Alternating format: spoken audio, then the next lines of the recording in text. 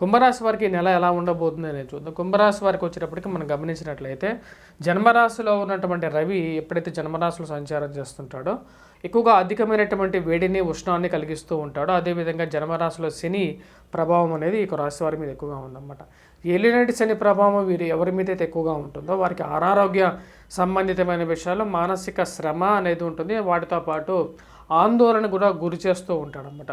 ఈ రాశి వారికి వచ్చేటప్పటికి జన్మ రాశిలో ఎప్పుడైతే రవి సంచారం జరుగుతున్నది కాబట్టి జన్మరాశిలో రవి ఎప్పుడైతే సంచారం చేస్తూ ఉంటాడో వీటి మీద ఎంత కష్టపడినా సరే ఆ యొక్క ప్రతిఫలం అనేది ఎక్కువగా ఉండదు. అదేవిధంగా వేరే వారు వీరిని చూసి ఎక్కువగా ఏడవటం అనేది ఎక్కువగా ఉంటుంది. వీరి మీద ఎక్కువగా వీరిని ఎక్కువగా గమనిస్తూ ఉన్నట్లుగా ఉంటారన్నమాట. అంటే వీరి వెనకాల ఎక్కువగా గమనిస్తూ ఉన్నట్లుగా ఉంటారు. అదేవిధంగా శారీరక శ్రమ, మానసిక శ్రమ అనేది కూడా ఎక్కువగా ఉంటుందన్నమాట. అదేవిధంగా ఈ రాశి వారికి వచ్చేటప్పటికి వైవాహిక జీవితంలో ఎవరైతే ఉన్నారో వారి మీద కూడా ఎక్కువ ప్రభావం అనేది ఉంటుంది. ఎందుకంటే జన్మరాశిలో ఉన్నటువంటి శని యొక్క దృష్టి వచ్చేటప్పటికి సప్తమం మీద, అష్టమం మీద ఉంటుందన్నమాట. అష్టమ స్థానం అనేది స్త్రీలకైతే ముఖ్యంగా సుమంగళి స్థానం, అదే సుమంగళి స్థానంగా కూడా చెప్తారు. అదేవిధంగా సప్తమ స్థానం వచ్చేటప్పటికి వైవాహిక జీవితంలో మనస్పర్ధలు గురి చేసే విధంగా ఉంటుంది. వీటన్నిటికీ ముఖ్య కారణం వచ్చేటప్పటికి వర్క్ స్ట్రెస్ కానీ పని భారంగా కానీ చెప్పచ్చు అన్నమాట. ఇక రాశి వారికి వచ్చేటప్పటికి ధనస్థానంలో రవి యొక్క సంచారం అనేది ఉంది. రవి ఎప్పుడైతే ధనస్థానంలో సంచారం చేస్తుంటాడో ధనక్షయ కారకుడుగా మారతాడు అనమాట. ఇక రాశి వారికి 14వ తారీఖున రవి యొక్క సంచారం ధనస్థానంలోకి జరుగుతున్నది. జన్మరాశిలో ఉన్నటువంటి రవి ఎప్పుడైతే ధనస్థానాలకు మారుతాడో ఇరుగు పొరుగు సఖ్యత విషయంలో జాగ్రత్తగా ఉండాలి. మాట్లాడేటప్పుడు కోపాన్ని తగ్గించుకొని మాట్లాడాల్సినటువంటి ముఖ్యమైన సూచన. చిరాకుల వల్ల ఎక్కువగా ప్రభావితం అనేది పొందడానికి ఆస్కారం అనేది ఎక్కువగా గోచరిస్తూ ఉన్నది. శారీరక శ్రమను తగ్గించుకోవాల్సినటువంటి ముఖ్యమైన సూచన.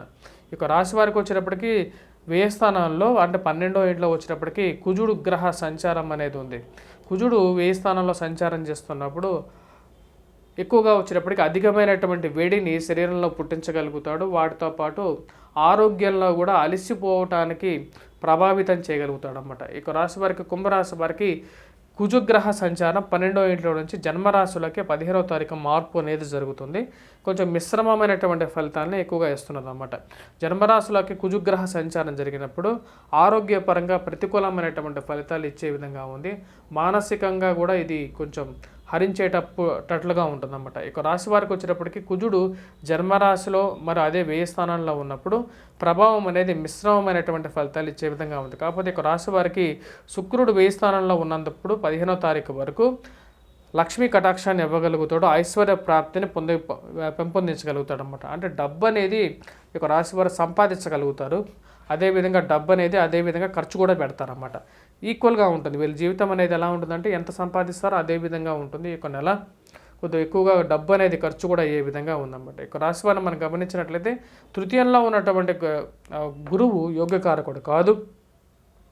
అదేవిధంగా రాహువు, అదేవిధంగా అష్టమంలో ఉన్నటువంటి కేతువు కూడా శారీరక అనుకూలతని తగ్గించే విధంగా ఉన్నాడు. మానసికంగా శారీరకంగా కూడా ప్రభావాన్ని ఎక్కువగా చూపించే విధంగా ఉన్నాడు. కాబట్టి స్థిరచరాశుల కొనుగోలు సంబంధితమైన విషయాల్లో 1-2 సార్లు ఆలోచించి ముందుకు వెళ్ళండి.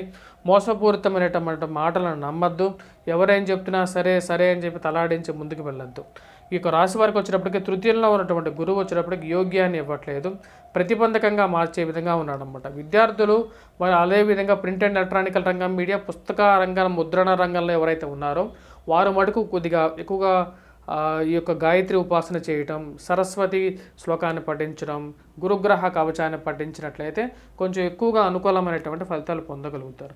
విద్యార్థుల మటుకు సరస్వతి కవచాన్ని పఠించండి. ఎందుకంటే పోటీ పరీక్షల సీజన్ వచ్చేసింది కాబట్టి మార్చి నెలలో కంపల్సరీగా వీరు వచ్చేటప్పటికే సరస్వతి కవచాన్ని, సరస్వతి శ్లోకాన్ని, సరస్వతి కవచాన్ని పఠించినట్లయితే, ఎందుకంటే సరస్వతి కవచానికి ఉన్నటువంటి ఒక మహత్య లాంటిదన్నమాట. ఇది సాక్షాత్ శ్రీకృష్ణుడు బోధించినటువంటి సరస్వతి కవచం అన్నమాట. తను భృగు మహర్షికి, దాని తర్వాత ఎంతోమంది సప్త ఋషులకి ఈ యొక్క కవచాన్ని బోధించడం అనేది జరిగింది. ఈ యొక్క కవచాన్ని పఠించినట్లయితే విద్యార్థులకి అనుకూలమైనటువంటి ఫలితాలు కూడా ఎక్కువగా పొందగలుగుతారు. ఇక రాశి వారికి మనం బాగా గమనించినట్లయితే జన్మరాశిలోకి వచ్చేటప్పటికి 15వ తారీఖు తర్వాత శుక్రుడు, శని, కుజుడు, ఉండబోతున్నారు. అంటే 15వ తారీఖు తర్వాత బుధుడు కూడా చేరబోతున్నాడు అనమాట. ఇలా చేరినప్పుడు ఏమవుతుందంటే శనితో కలిసినటువంటి పాపగ్రహాలైనటువంటి శని కుజుడు జన్మరాశిలో ఉన్నప్పుడు ఇక రాశి వారికి ఎక్కువగా అధికమైనటువంటి ప్రభావం అనేది ఎక్కువగా ఉంటుంది. అలాగే విధంగా శుక్రుడు శుభగ్రహమైనప్పటికీ జన్మరాశిలో పాపగ్రహంతో కలిసినప్పుడు దాని యొక్క ప్రభావం అనేది ఎక్కువగా చూపించగలుగుతారు. వ్యాపారస్తులు ముఖ్యంగా వచ్చేటప్పటికీ ఈ యొక్క రాబోతున్నటువంటి కాలంలో కొద్దిగా ఎక్కువ జాగ్రత్తగా ఉండండి. ఎక్కువగా ఇన్వెస్ట్మెంట్స్ గురించి పెట్టాలనుకున్నప్పుడు మార్చి నెల అనేది అంత ప్రతిబంధకంగా ఉండే విధంగా ఉంది. అంత అనుకూలమైనటువంటి ఫలితాలు ఇవ్వట్లేదు అన్నమాట.